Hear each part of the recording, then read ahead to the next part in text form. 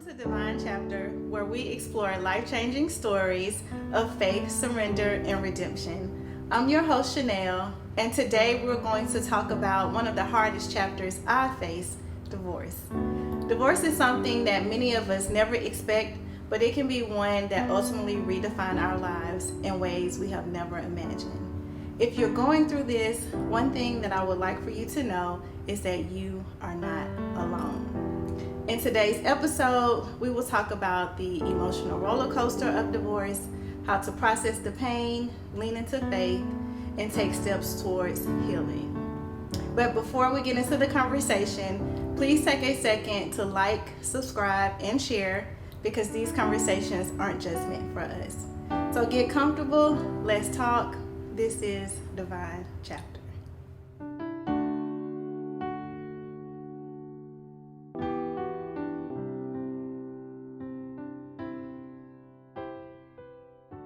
I have known today's guest for over 15 years, and in that time, she has been a constant source of encouragement, love, and joy. I'm so grateful for her yes to share her heart and her story on today. So join me in welcoming my very first guest of Divine Chapter, my dear friend, Jamila Lewis. Thank you so much for being here today, Absolutely. Jamila. I am honored. Thank you. Well, before we jump in, let's get to know you a little bit. Okay? Sure. All right, so I got some fun for us. Okay, picture this. We're meeting for brunch, getting to know each other. Okay. Or catching up. Okay, sure. And you're pulling up. What song are you pulling up to, and what's on your playlist?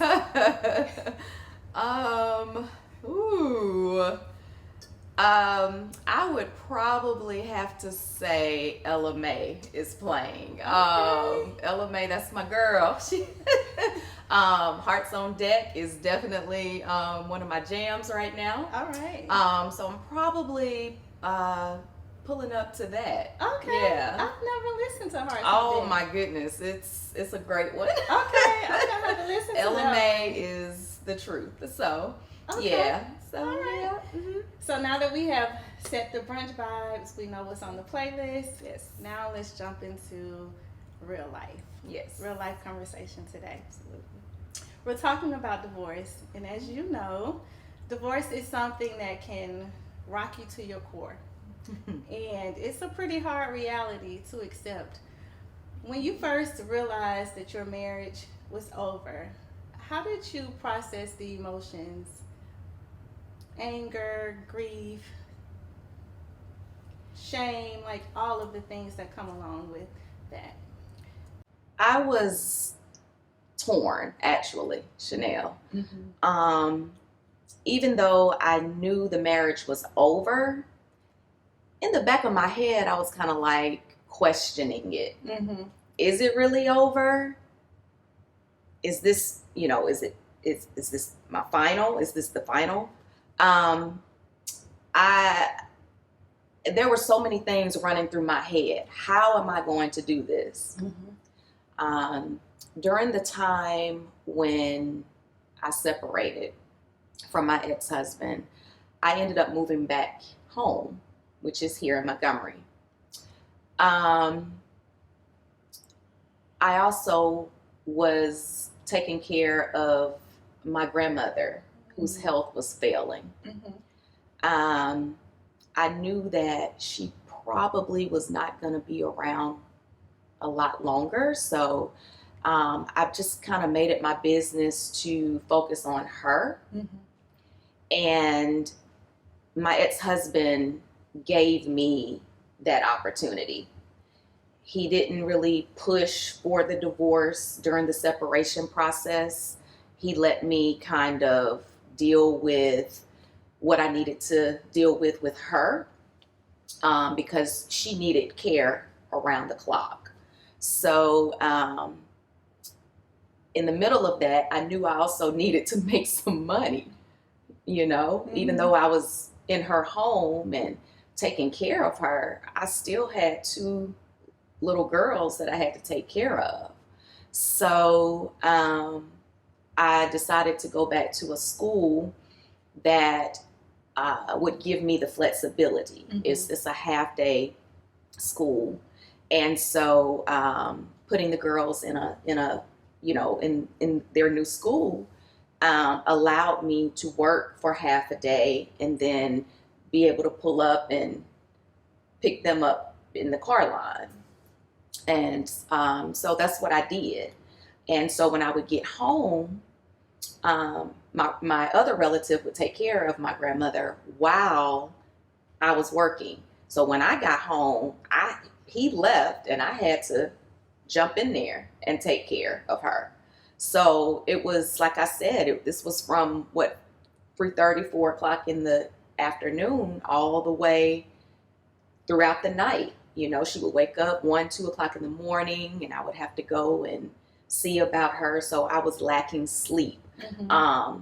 And then just trying to process everything.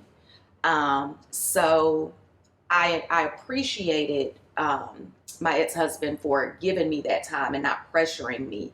You know, it wasn't until after she passed away that it was, that's when the divorce happened. Okay. So, I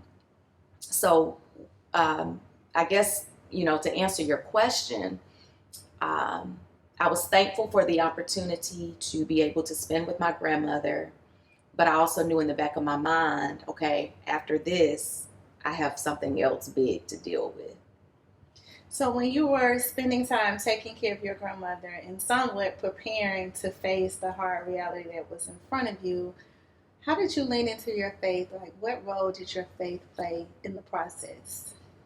My faith played a great role in having to endure the emotions. I was going to church regularly, but even going to church, you still feel disconnected. Mm-hmm. You still ask God, why me? Mm-hmm. I guess I wasn't really able to fully go in the way that I wanted to in my faith, mm-hmm. because I had so many other things that I was dealing with. And then I wasn't able to let people know right away what mm-hmm. was going on with me, mm-hmm. especially church folk. Yeah. Church folk can be judgmental. Mm-hmm.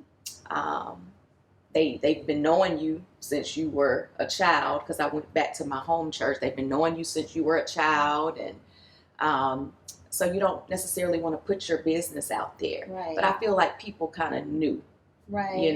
Yeah. So I just kind of dealt with just being able to get through day by day. Yes. Reading my Bible, just continuing to listen to podcasts and things like that. Lisa Turkhurst, she was a big help to me, mm-hmm. As she went through some difficult times in her marriage. So it was kind of a thing that I did by myself, really. Mm-hmm. I didn't really have anyone that, helped me through the process and said, okay, hey, let me pray for you. Is there anything that you need? I didn't have that because I wasn't open enough mm-hmm. with it. Mm-hmm. Now, do I regret that?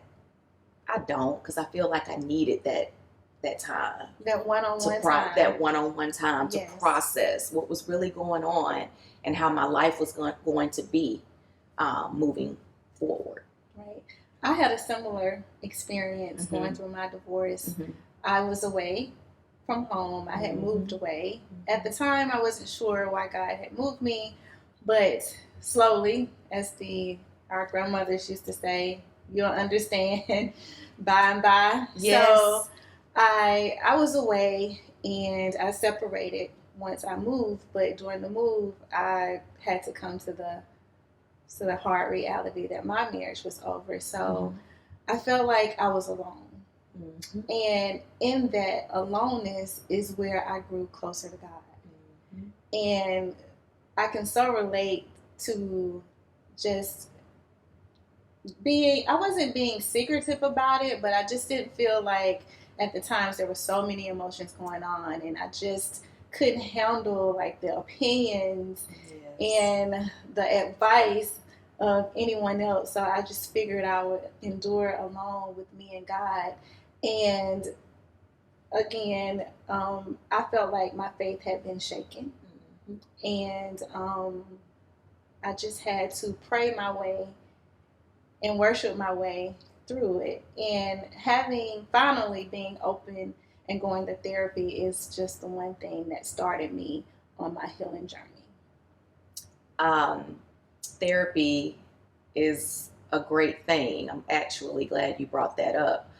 When my divorce was final, I went to a divorce care class at Fraser, and my girls were able to go as well, but we were not, together. They were in another class with other kids who were experiencing divorce, and then here I was with, people, adults, other people that were going through divorce as well or had divorced.